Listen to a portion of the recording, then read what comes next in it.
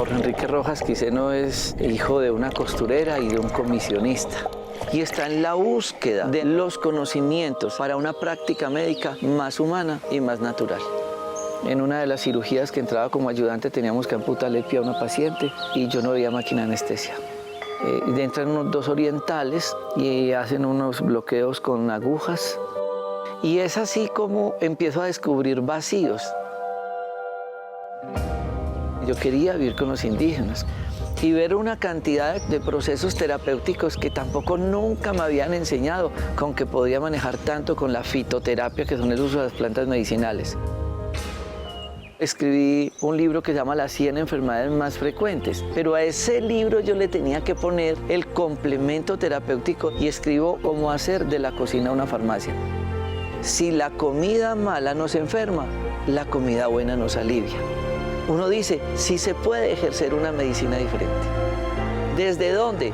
Desde esto, desde la huerta, que en conjunto permiten buscar la salud. El ego es creer que una sola persona es capaz de curar a un paciente de algo. Nosotros en los parques de la salud tratamos de hacer una consulta integrativa, donde un médico puede hacer la historia clínica, pero es evaluada por 10. Empiezo a estudiar la nutrición y a descubrir cómo podría enfrentarme a tantas enfermedades sin un peso en el bolsillo, pero en una finca o en un supermercado. En la medicina uno debería actuar en grupo. En la comida sucede lo mismo. Cuando yo realizo un batido, estoy haciendo una sinergia de unas propiedades terapéuticas nutricionales que en conjunto permiten buscar la salud.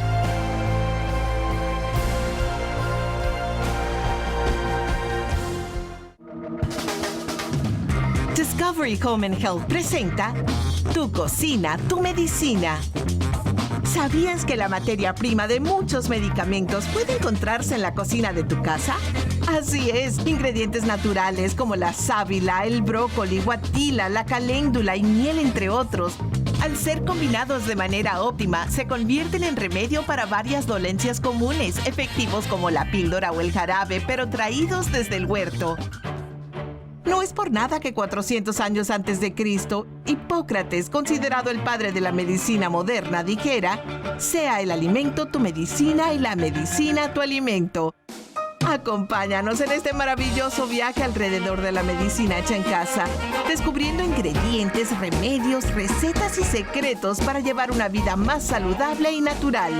Presentado por Dr. Rojas y el Parque de la Salud.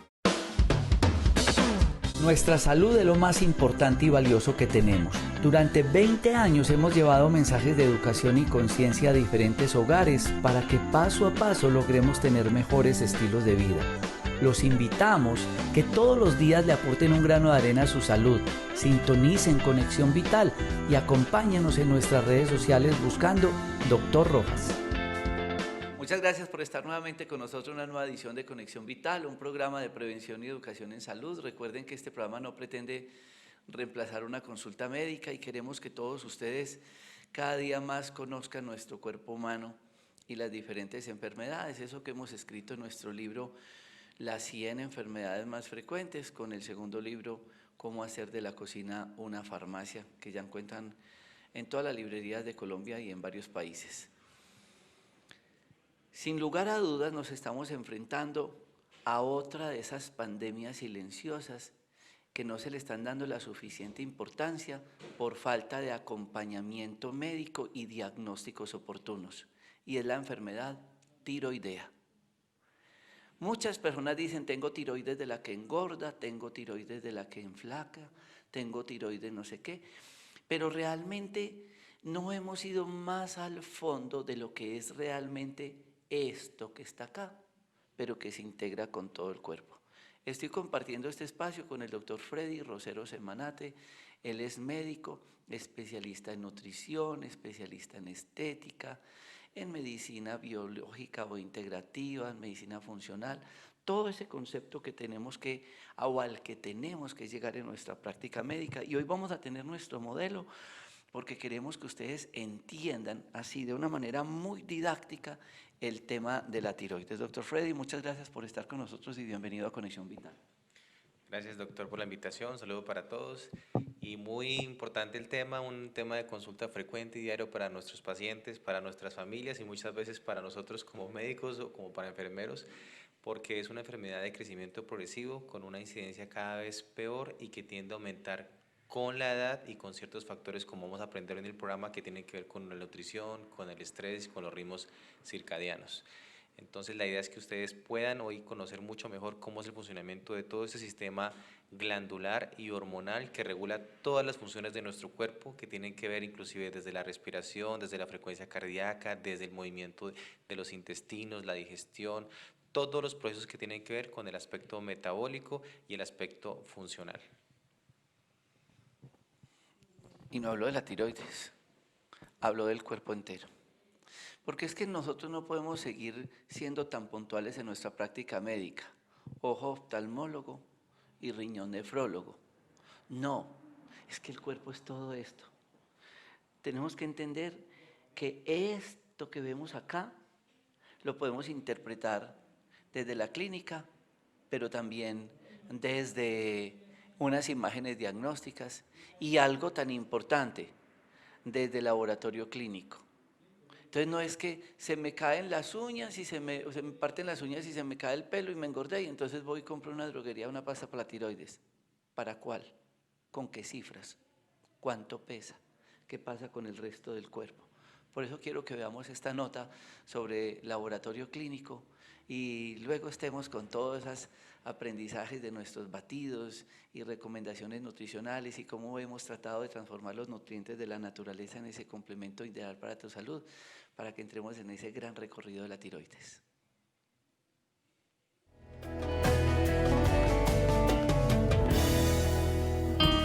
Yo soy Mónica Lucía Spitia, soy la bacterióloga del Parque de la Salud Dr. Rojas. Aquí tenemos nuestro laboratorio, aquí procesamos todas las pruebas de sangre que se necesiten.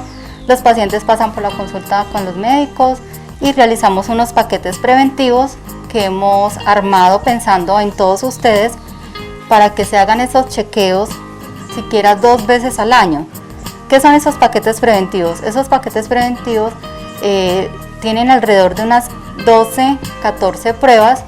Ahí realizamos el cuadro hemático completo para mirar cómo están nuestras defensas, cómo está el recuento de glóbulos blancos, cómo está la hemoglobina, ver que no haya alguna infección o inflamación activa en el momento, que no haya una anemia. Hacemos el perfil lipídico completo con todos sus colesteroles y sus fracciones, miramos colesterol bueno, colesterol malo.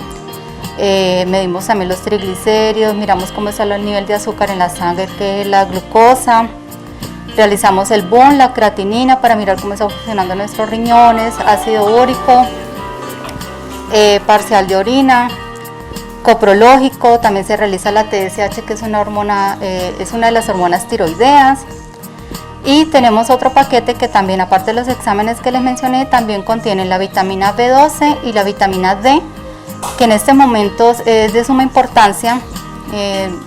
Visto en lo que nos encontramos en el medio de esta pandemia, es importante saber cómo nos encontramos con nuestras defensas, cómo están, para que nuestro organismo tenga la capacidad de combatir cualquier microorganismo que vaya a ingresar. Entonces es importante saber cómo están nuestras defensas, cómo están los niveles de vitamina D. En esta temporada en la que estamos, pues muchas personas están confinadas y no pueden hacer sus ejercicios al aire libre, no pueden tomar los rayos del sol, que es muy importante para tener esos niveles de vitamina D dentro de lo normal. Entonces es muy importante realizar todos esos paraclínicos. En el paquete preventivo de hombre, aparte de todos los exámenes que le he mencionado, también tenemos el antígeno prostático, que es muy importante que todos los hombres a partir de los 40 años se lo realicen, ¿sí? Es importante saber cómo están los niveles de próstata y a partir de los 40 podría ser en pacientes más jóvenes de acuerdo de los antecedentes médicos o la herencia que tengan en la familia.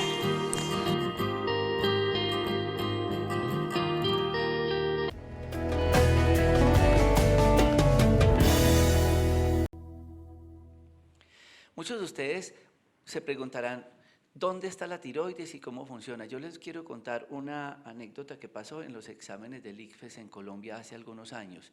Una de las preguntas para los estudiantes era dónde quedaba la tiroides. El 10% de los estudiantes en Colombia acertaron que la tiroides quedaba acá.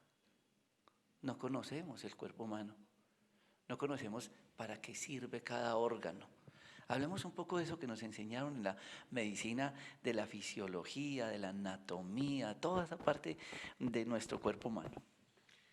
Bueno, la glándula tiroidea hace parte de un sistema muy importante que es el sistema hormonal o el sistema endocrinológico, el cual tiene que regular casi que el 100% de nuestras funciones. Es importante entender que no es una glándula única y que no tiene funciones aisladas, sino que juega un papel como un equipo de fútbol. Todas estas glándulas, estos órganos tienen funciones que son de comunicación, interdisciplinarias y que dependen unas de las otras. Entonces yo siempre digo al paciente que me viene a consultar por tiroides, que se olvide que está enfermo de la tiroides, él está enfermo de su sistema glandular y hormonal y endocrino, y por lo tanto el abordaje diagnóstico con respecto a los laboratorios y también al tratamiento debe ser de manera integral. ¿Cómo está organizado ese sistema hormonal en nuestro cuerpo? Llamativamente está siempre ubicado en la parte central, en nuestro eje mediano en el organismo, y a nivel de medicina china también siempre nos llama mucho la atención cuando aplicamos estos conocimientos de medicina tradicional china, que en estas áreas también, en estos meridianos, también se encuentran nuestros centros energéticos, nuestros lugares llamados chakras, en los cuales se concentran ciertas áreas energéticas que cada día más conocemos y aprendemos cómo se correlacionan entonces con esas patologías que hoy en día aparecen de la vida moderna. Entonces todo ese sistema hormonal arranca desde el gerente general de nuestro cuerpo, que es el cerebro. Aquí arriba nosotros tenemos un área en la parte inferior, detrás de los ojos, en un lugar que se llama la silla turca.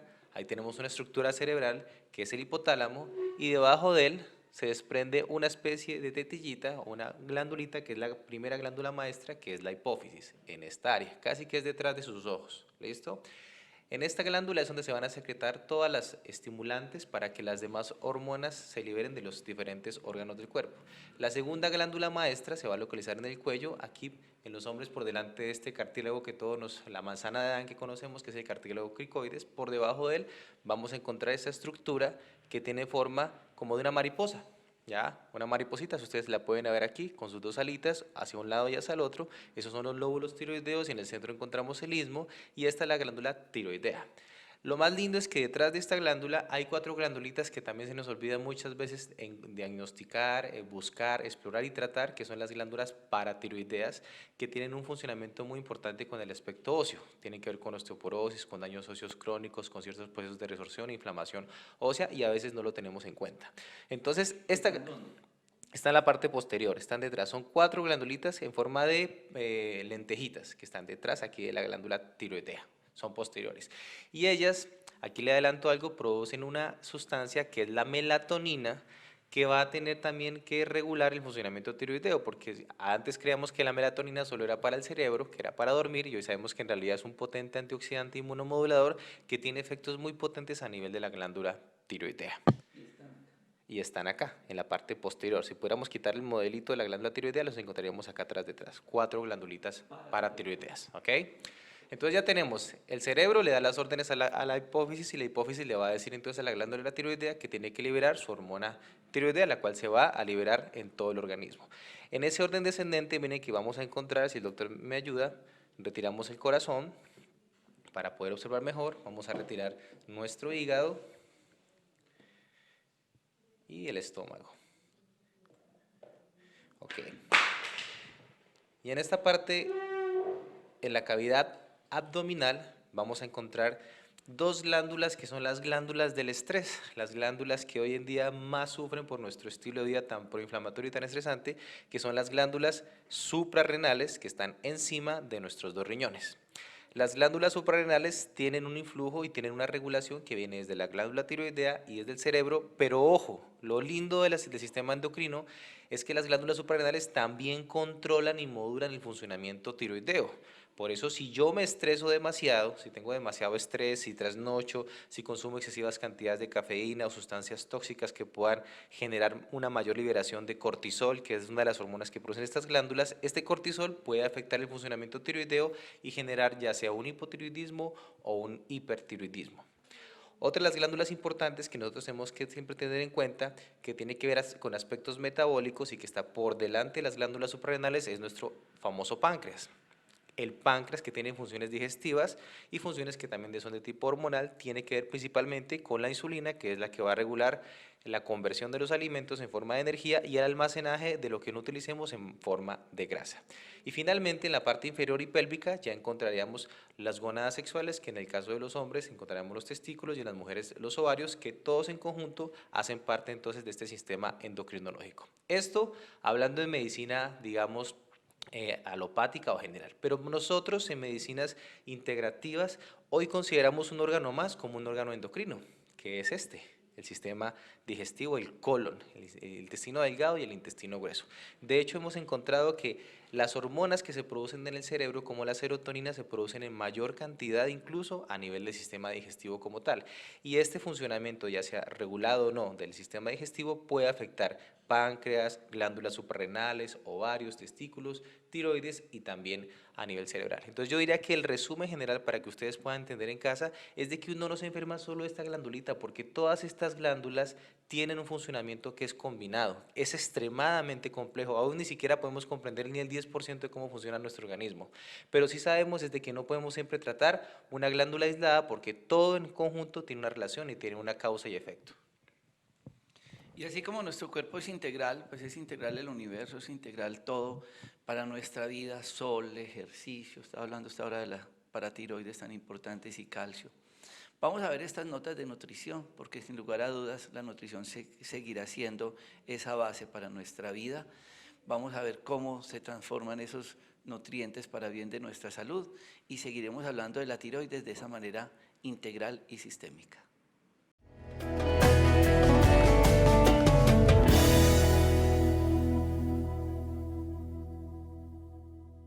Acaban de escuchar usted un recorrido anatómico de parte del doctor Freddy Rosero Semanate de la tiroides. ¿De la tiroides? No. De la tiroides, de acá, del intestino, del páncreas, de las suprarrenales. Pero vuelve el hígado. Una vez mi hermano fue a un chequeo cardiovascular y el cardiólogo le decía que el principal órgano del sistema cardiovascular era el hígado.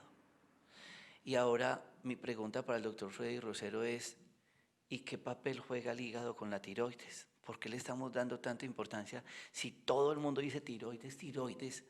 Y ahora vamos a hablar del hígado. Es sumamente clave, es muy importante el funcionamiento adecuado del hígado para que todo el sistema tiroideo esté funcionando bien. Miren lo interesante. Ya hablamos de que el cerebro le va a decir a la tiroides que produzca su hormona tiroidea, la famosa T3 y T4, así es como se llaman esas hormonas propiamente producidas por la tiroides. Pero ellas no se producen solitas, sino que se producen por el estímulo de una hormona que se produce en la hipófisis que se llama la TSH, que es el examen con el que generalmente medimos o controlamos el funcionamiento tiroideo en una persona. Siempre se hace solamente con ese examen, lo cual es un error porque uno debería tomar siempre otros paraclínicos, como lo vamos a ver ahorita, adicionales para hacer un análisis integral del paciente. Porque generalmente la TSH solamente nos va a informar, es un funcionamiento que llega hasta esta parte, ¿cierto? Muy limitado. Después de que se producen esas hormonas tiroideas, esas T3 y T4, lo importante saber es que la más importante, o la hormona que nos hace el efecto tiroideo, es la llamada hormona T3 o triiodotironina. Esta es la hormona funcional, la verdadera hormona. La T4 es como una capsulita que envuelve a la hormona T3. Entonces, esa hormona T3 se produce muy poquito por la glándula tiroidea. Menos del 10% se produce realmente aquí. El 90% de lo que producimos es una hormona que es inactiva o de reserva que se va a liberar como cuando se abre una florcita dependiendo de lo que el cuerpo le pida, ¿ya? Esa conversión de T4 a hormona activa, que es la hormona T3, adivinen dónde sucede, en este órgano maestro, en el hígado. El hígado tiene unas enzimas que se llaman desyodasas, las cuales van a quitar una molécula de yodo a la T4 y van a convertir entonces en esa molécula que es inactiva a la hormona activa, que es a la hormona T3. Ahora, si esa hormona T3 una vez se ha convertido tanto en el hígado como en los riñones, va a poder hacer todos los efectos positivos que tiene para la salud este tipo de hormona. Aquí es muy importante, y tú lo mencionaste, que el hígado, cuando un hígado no trabaja bien, imagínense ustedes lo que yo les decía, Yo veo un paciente que me dice, es que yo sufro la tiroides. Sí, y yo le pregunto, ¿y cómo está tu hígado? ¿Cómo está tu parte muscular? ¿Cómo está tu sueño? Pero eso, ¿qué tiene que ver, doctor? Si yo estoy enfermo de la tiroides, mire mi examen que dice que la TSH está alta. A mí no me interesa el examen de la TSH, a mí me importa también ver si el hígado está graso, si el paciente tuvo episodios de hepatitis, si el paciente consume licor, si el paciente consume excesivas dosis de cafeína, de teína, de algunos medicamentos que muchas veces se automedican. Yo cada día me sorprendo cómo las personas usan al doctor Google para automedicarse y tratarse cosas que inclusive ni siquiera tienen y cómo terminan en cuidados intensivos con daños hepáticos irreversibles, porque uno de los órganos que más se lesiona cuando tomamos medicamentos es el pobre hígado. Un ejemplo con acetaminofén cuando nos pasamos de la mano. Entonces, si tu hígado no está funcionando de manera adecuada porque le estás dando siempre golpes y patadas con la mala digestión, con la mala nutrición y alimentación, entonces, no esperes de que tu tiroides tampoco trabaje de una adecuada manera. Y el segundo órgano que es importante que ustedes tengan en cuenta que hace que esa hormona se active o no es el músculo. Cuando una persona no tiene una actividad física y muscular regular, que sea diaria, esa hormona T4 se va a quedar ahí esperando a que le digan, venga, actívese, haga su función. Entonces no se va a liberar. Yo siempre digo a mi paciente hipotiroideo, si tú no mueves tus músculos, puede que te estés tomando 10 cajas de levotiroxina todos los días, que te tomes la pastilla bien, pero nunca vas a estar controlado. La tiroides es totalmente dependiente del hígado y de la masa muscular para funcionar muy bien. Y finalmente, recordarles que nosotros como médicos les mandamos a ustedes la T4, la levotiroxina es T4, es la hormona inactiva. Entonces usted como paciente tiene la responsabilidad de tomársela, pero también tiene la responsabilidad de que su cuerpo active esa hormona y ya sabemos cómo es, teniendo un hígado sano, teniendo un sistema muscular sano y eso se logra con un estilo de vida saludable. Bueno, usted mencionó un medicamento y ya que vamos a entrar en materia porque hay dos temas que usted tocó muy importantes, yodo, y ya todos ustedes estarán pensando yodo, comida y demás que vamos a hablar. Hablábamos del acetaminofén, pero también se hablan de dos productos que son realmente, digamos, que nos pueden llevar a efectos secundarios como las estatinas, atorvastatina y demás, hígado, y el tema de la metformina, porque tenemos muchos diabéticos medicados con eso. ¿Pueden también estos medicamentos interferir en todo ese proceso o hepático o de la tiroides? Claro está, especialmente ya que tocas el tema de las famosas estatinas, lovastatina, atorvastatina, simvastatina, todos estos medicamentos lamentablemente tienen un efecto muy deleterio sobre una sustancia antioxidativa de todas nuestras células que es la coenzima Q10. Al disminuir esa coenzima Q10, nuestro organismo tiene mucha dificultad en convertir los nutrientes en energía y las células quedan como bloqueadas, quedan como paralizadas. Y eso genera también un bloqueo en el efecto que tiene la hormona tiroidea a nivel de las mitocondrias, a nivel intracelular. Las mitocondrias son la partecita de la célula que genera la energía interna. Entonces, este tipo de medicamentos o fármacos cuando se toman de una manera pues que no es lo ideal o no es la manera adecuada. Yo le digo así siempre al paciente, es que a mí me da mucha risa ver cómo mis familiares, por ejemplo, se toman la lovastatina por la noche y al otro día desayunan un buñuelo. Entonces yo le digo, pues, ¿qué estás haciendo? No tiene una lógica. Uno no puede creer que la pastilla le va a hacer permitirse comerse el buñuelo. Entonces los medicamentos no solucionan este tipo de patologías, sino que pueden por el contrario bloquear mucho más ese funcionamiento tiroideo normal. Y como las estatinas también se ha demostrado que pueden afectar el hígado y el músculo, entonces ya hablamos de que pueden entonces de manera indirecta afectar el funcionamiento tiroideo. Con respecto a la metformina, depende. Hay que analizar bien cada caso y cada paciente va a tener las indicaciones para usar ese tipo de medicamento, el cual generalmente es bueno, pero también veo otros pacientes que, por ejemplo, como ven que la metformina también tiene un efecto que reduce peso, empiezan a tomar metformina sin necesidad y después debutan con un trastorno tiroideo o con trastornos de otros tipos de hormonas como de las glándulas suprarrenales.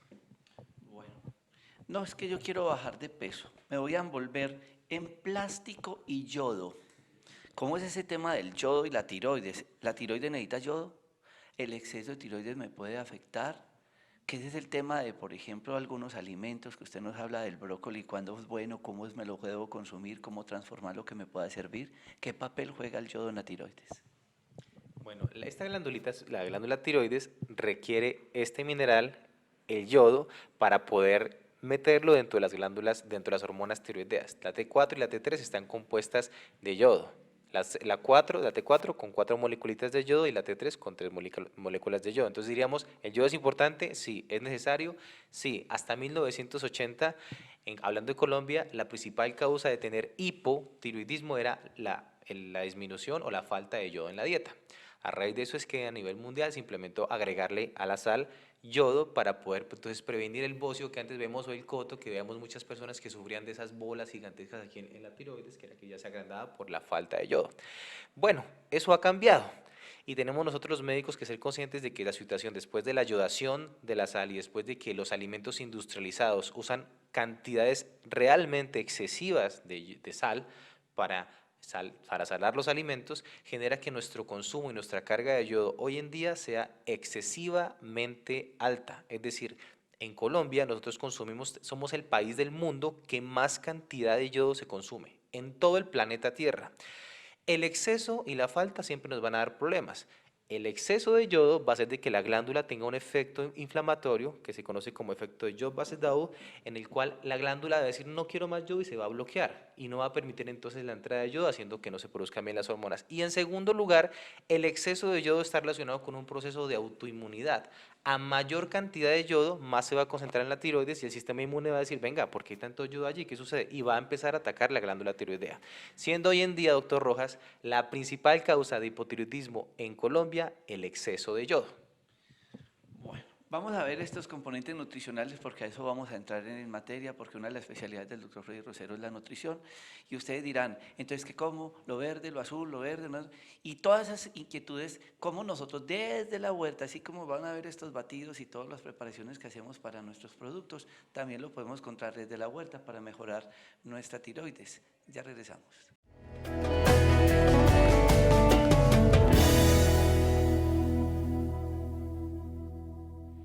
Entonces, cuando nos excedemos en ese consumo de alimentos procesados, que es la principal fuente de yodo, vamos a enfermar nuestra glándula tiroidea y por eso es que lo decíamos con el doctor Rojas que hoy en día ha incrementado tanto esa enfermedad y es tan frecuente. En segundo lugar, entonces, tomar suplementos. Muchos de los suplementos vitamínicos que ustedes ven en televisión, que la gente toma porque quiere sentirse mejor o por prevención, tienen la cantidad de yodo que requiere una persona para todo un día.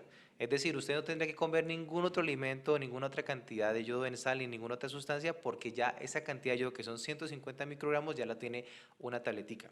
Y hay personas que no se toman una, sino que se toman dos o se toman hasta tres, que cogen el tarrón vitamínico del otro. Una cosa muy importante, hay ciertas cosas de tiendas naturistas, por ejemplo como la silimarina, que tiene altas dosis de yodo. Y cuando nos pasamos, cuando explicamos un batido en televisión, que es una cucharadita, que es una dosis pequeñita, a veces la persona en la casa llega y dice, no, es que yo quiero que me sirva más, entonces le pongo 2, 3, 4 cucharadas y al mes está debutando con una tiroiditis, que es la inflamación de la tiroides por ese exceso de yodo. Otro caso muy interesante es que las personas se envuelven con este yodo y con estas fajas o con estos papeles que son yodados intentando bajar de peso. Van a tener un efecto inicial porque el exceso de yodo va a impulsar la tiroides a que trabaje más, pero con los días esa grasita que perdieron se va a acumular nuevamente en forma de inflamación, de celulitis por ese efecto tóxico a nivel tiroideo. Entonces, en resumidas cuentas, no suplementarse sin asesoría médica, evitar el uso de fajas o productos que tengan yodo porque van a afectar su glándula tiroidea. Con respecto a los alimentos, entonces los principales alimentos que contienen yodo son los alimentos que vienen del mar, los peces, especialmente los mariscos. Entonces hay que tener una dieta en la cual uno consuma de manera regular pescado de 1 a 3 veces por semana y mariscos 1 vez por semana. Los demás alimentos que nos han hecho creer que es que el rábano tiene mucho yodo, que es que no consuma entonces el tomate de árbol, que el brócoli, en realidad las cantidades de yodo que tienen esos alimentos son ínfimas. Sí las contienen, pero son muy mínimas, entonces no tienen problema con respecto al yodo para su glándula tiroidea. Pero ojo, hay ciertos alimentos que contienen unas sustancias que se llaman goitrógenos que pueden bloquear la absorción de yodo y de otros nutrientes que la glándula tiroidea requiere para funcionar bien. ¿Cuáles son esos alimentos? El maní, por lo tanto una persona hipotiroidea no debería consumir maní. Cuando vamos a consumir, por ejemplo, espinaca y brócoli, la recomendación es dejarlos al vapor unos 5 a 10 minuticos porque eso hace que unas enzimas activen unas mirosinasas que bloquean entonces estos goitrógenos y ahí sí podemos consumir nuestra espinaca y nuestro brócoli sin ningún problema como tal. Otro alimento que suele afectar de manera directa, doctor Rojas, la glándula tiroidea es el gluten, que es la proteína que todos conocemos que está en el trigo. Entonces, el consumo de pan, galletas, tostadas, todas estas bollerías y alimentos de panadería siempre van a tener un efecto muy deleterio y muy proinflamatorio a nivel tiroideo y uno no debería consumirlo si quiere entonces regular nuestra glándula. La cafeína cada día más toma importancia. De hecho, esta mañana me levanté y estaba leyendo un artículo que me dejó impresionado, como hoy en día ya se ha demostrado de que los procesos inmunológicos, como en los que tiene que ver la artritis, el lupus, la tiroiditis, están relacionados con dos alimentos puntuales demostrados científicamente: el café y la sal. Café y sal. Son dos sustancias que a nivel del sistema digestivo activan unas células que son los linfocitos, bloquean una respuesta moduladora del sistema inmune y generan autoinmunidad. Y hay 4 nutrientes que demostraron que son capaces de revertirlo. En primer orden, la quercetina, ¿ya? La curcumina, que viene de la cúrcuma, que es muy importante inmunomodulador, el resveratrol, que lo podemos encontrar en ciertas frutas como por ejemplo las uvas o también en cierto tipo de suplementos, los ácidos grasos omega 3, que siempre insistimos de este consumo en nuestros pacientes en todos los aspectos metabólicos y endocrinológicos. Los ácidos grasos omega 3 modulan, pero en este caso van a regular el sistema inmunológico, y el chocolate, el cacao, ¿no? No las bebidas achocolatadas que tienen es un poquito ahí de chocolate barato y el resto que son fructosa y químicos saborizantes, sino el cacao como tal. Entonces, estos alimentos en los que uno tendría que tener en cuenta para consumir. Un alimento clave en tiroides que funciona muy bien es la selga. La selga tiene vitamina B9 y tiene otros componentes como el selenio que le van a permitir a la tiroides modularse mucho. Entonces, si usted sufre hipotiroidismo, prefiere hacer sus batidos verdes, no con espinaca y brócoli, sino que use la selga. Y hay una col que es muy importante, que es el calé, que tiene efectos antiinflamatorios a nivel del sistema endocrino. No solo nos va a regular la tiroides, sino que también va a regular las glándulas suprarrenales, que como ya las mostramos acá en el modelo, tienen un impacto muy importante a nivel del funcionamiento endocrinológico de todo nuestro organismo. Finalmente, entonces, en la parte nutricional, siempre hay que tener en cuenta que todo alimento que sea procesado, por ejemplo, procesado, una bebida energizante, que hidratando, uno ve a la gente hoy en día que hace ejercicio y que sale con su tarrito de la bebida energizante, la marca que todos conocen, que es que para hidratarse. Esa bebida hidratante está diseñada para una persona que va a hacer un ejercicio de 2 horas a 3 horas mínimo de alto rendimiento. Si usted consume agua versus la bebida hidratante, es mucho más efectivo el agua que la bebida hidratante, sin cargarse con todas esas sustancias tóxicas colorantes y además con esas minerales que son en exceso, como por ejemplo el yodo u otras sustancias adicionales. Así que por favor, aléjense de lo procesado y coman comida real si quieren que su sistema endocrino trabaje de la mejor manera. Acaban ustedes de escuchar un recorrido de nutrición, de cocina. Nosotros estudiamos gastronomía, no. Tuvimos que buscar en la cocina herramientas terapéuticas, porque si por ejemplo Freddy y yo estamos en la selva, no tenemos un laboratorio, tenemos una buena clínica desde el concepto de la medicina y tenemos una buena huerta, nos vemos la necesidad de utilizar esas herramientas terapéuticas que le acabo de decir. ¿Hemos hablado de medicamentos para la tiroides? No. Estamos hablando de la comida. Ojalá tengan muy presente este fragmento porque ahí ustedes van a tener una ayuda y un acompañamiento importante en los problemas de tiroides. Así como pueden ver ahora estos batidos de los cuales utilizamos la selga, el calé, que están en todos los batidos que hacemos con Discovery Home and Health. Y cuando preparamos el brócoli y la espinaca se le hace ese precocido. Todas esas son recomendaciones para que ustedes tengan en cuenta y no olviden lo del maní. El maní impide la absorción de los nutrientes que necesitamos para que funcione adecuadamente la tiroides, además es un proinflamatorio. Miren cómo estamos descubriendo todo ese proceso de la alimentación. Veamos estos batidos porque vamos a hablar luego de todas esas manifestaciones clínicas y la importancia de la consulta médica.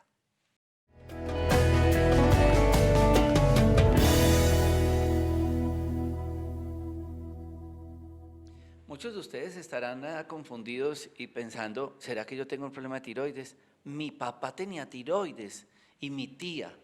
¿Será que yo tengo lo mismo que ellos? ¿Será que la caída del pelo y la partida de las uñas es por la tiroides? ¿O pueden estar pasando otras cosas? ¿O que se engordó o que se enflaqueció? Porque todas las personas de una vez, así como dicen, tengo problema de circulación o tengo un dolor en la cintura y tengo una ciática. No. Ahí es donde nosotros tenemos que entender por qué estamos en un consultorio, por qué les estamos mostrando este modelo que somos, esto es él. ¿Cómo son esas manifestaciones clínicas, doctor Freddy Rosero, para uno sospechar que esté haciendo algo de tiroides? Son muy complejas porque como es una glándula que tiene que intervenir en todo el funcionamiento de las células, hay más de 35 síntomas documentados que son relacionados con tiroides. Lo interesante es que también encontramos que muchas personas saludables pueden tener hasta 5 síntomas de hipotiroidismo y no tener hipotiroidismo, pero la explicación es de que, como les digo, puede que uno todavía no esté enfermo de la tiroides, sino de otros órganos como tal. El principal órgano que se afecta por la tiroides es el cerebro. El cerebro requiere hormona tiroidea para tener un funcionamiento neuronal normal, memoria, concentración, capacidad de cálculo matemático, capacidad deductiva, estado anímico. Una persona hipotiroidea tiende a estar siempre triste, cansada, como con pensamientos negativos, pensamiento muy lento, y el hipertiroideo tiende a estar acelerado, a que todo lo quiere hacer ya, que todo lo quiere resolver inmediatamente, etc.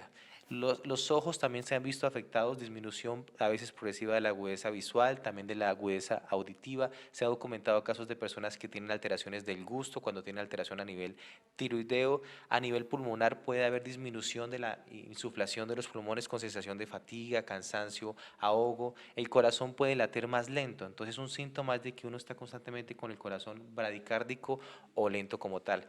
A nivel digestivo uno puede encontrar estreñimiento, constipación, dificultad para evacuar o disminución del volumen de la evacuación como tal, disminución también de las micciones, por lo tanto la persona puede empezar a tener retención de líquidos. A nivel general uno puede ver un acúmulo progresivo de grasa porque el enlentecimiento de las hormonas tiroideas va haciendo de que el cuerpo, en vez de producir energía, porque la glándula maestra de la producción de energía de la tiroides produzca es grasa, entonces vemos acúmulo de grasa a nivel abdominal, dentro de los órganos, en el hígado y en lugares que son típicos del hipotiroidismo, doctor Rojas, que son en el cuello, la papada, la nuca, la grasa nucal, en los brazos. También es muy típico un signo clínico, es el exceso de tejido infrapalpebral, o sea, de ojeras, de retención hídrica debajo de los ojos, y lo que la gente que riñones, y muchas veces encontramos esos problemas tiroideos. En la nivel de la piel se torna reseca, cicatriza con dificultad, se pigmenta muy fácilmente o se despigmenta muy fácilmente. Puede haber en las personas disminución de las cejas, caída lateral de las cejas, entonces vemos las cejas acortadas, la piel mucho más tendiente a arrugarse, el cabello se vuelve frágil, delgado, se cae mucho más fácil, y a nivel sexual hay una disminución tanto del la libido como el desempeño sexual tanto en hombres como mujeres. Y eso que no les dije todos los síntomas porque estaríamos aquí 2 horas hablando de ellos. ¿Está hablando de esto? No, es que esto nos compromete todo, hasta las cejas. Ni qué decir partes ginecológicas, sexuales, todo. Es que este es como un motor que está controlando el resto de nuestro cuerpo. Ahora, muchos de ustedes están diciendo, ay, yo tengo eso, me está describiendo a mí, ¿qué me tomo? No, ¿qué me tomo? No, ¿qué estudios me hago? ¿Cuál es el paso a seguir cuando sospechamos? Llegó el paciente y nos contó esa historia clínica, que digamos que no tuviera todo lo que usted acaba de mencionar, pero algunos de ellos. ¿Cuál es el paso a seguir?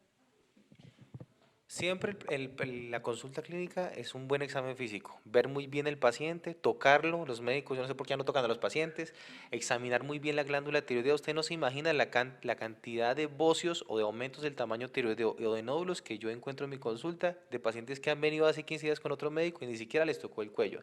Cuando vayan de su médico, que les examine la glandulita. Mire que es muy fácil de tocar, uno se hace por detrás del paciente y puede tocar y mirar si está agrandada o si tiene nódulos como tal. Si ya hay una sospecha clínica de hipotiroidismo, tienen que hacerse laboratorios. Esto no se diagnostica sin laboratorios. Entonces, la TSH, la hormona que vamos a medir a nivel cerebral, las hormonas propias de la glándula tiroidea, que sería la T3 libre y la T4 libre como tal. Hay que evaluar también si hay autoinmunidad, que lo hacemos con anticuerpos antitiroideos o anti-TPO y anticuerpos antiperoxidasa y antitiroglobulínicos para evaluar si el cuerpo está atacando o no a la glándula tiroidea. Es importante muchas veces que midamos el zinc, que midamos el selenio en algunos pacientes, los niveles de vitamina B12 y los niveles también de vitamina D, porque la disminución de estos niveles vitaminarios puede estar precediendo un hipotiroidismo. ¿Cómo así, doctor? Yo puedo tener un paciente que tiene síntomas de hipotiroidismo que, mejor dicho, desde que entra a la clínica el portero dice, ese señor tiene hipotiroidismo, y le hago el examen de TSH, normal.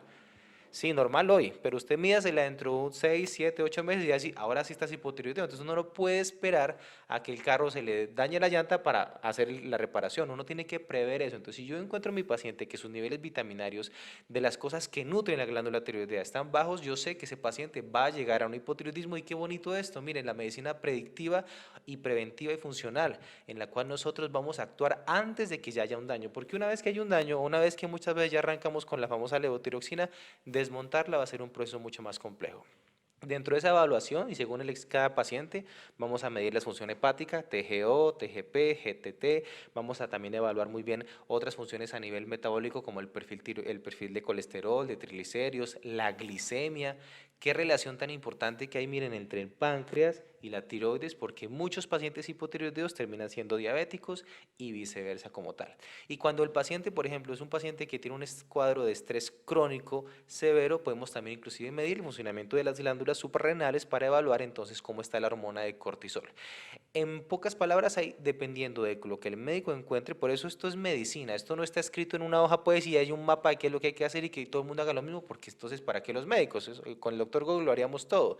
Depende de la habilidad del médico encontrar qué es lo que tiene que pedir y en qué momento. Y finalmente, los estudios ecográficos o imagenológicos nos van a permitir explorar más a profundidad si encontramos dentro de esta glandulita alguna lesioncita que nos haga sospechar de una malignidad, de un quiste, de un nódulo que vaya a requerir o no hacer una biopsia o un estudio adicional.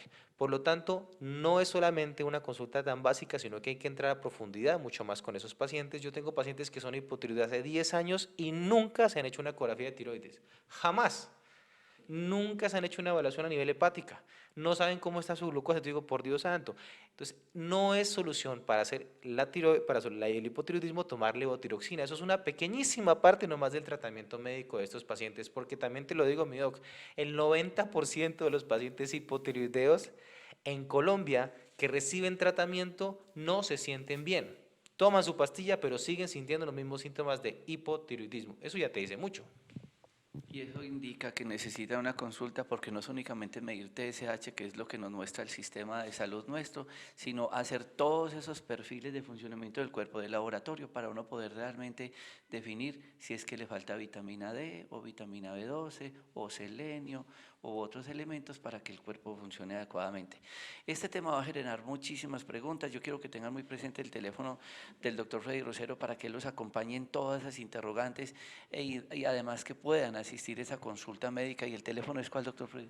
El teléfono es 300-858-8246 y 300-858-8246. Y en Instagram nos encuentran como dr.freddyrosero. Siempre publicamos información con respecto a estos trastornos metabólicos. Ahí sí los invito a que estén muy pendientes porque él se ha dado la tarea de hacer educación a través de las redes y en Instagram ustedes dr. Freddy Rosero. Y ahí podemos hacer todo un proceso de acompañamiento médico. Muchísimas gracias por estar con nosotros. A ustedes mil gracias y no olviden, sin paraclínico, sin evaluación clínica, sin un acompañamiento médico, es muy difícil hacer un manejo de una enfermedad. Felicidades.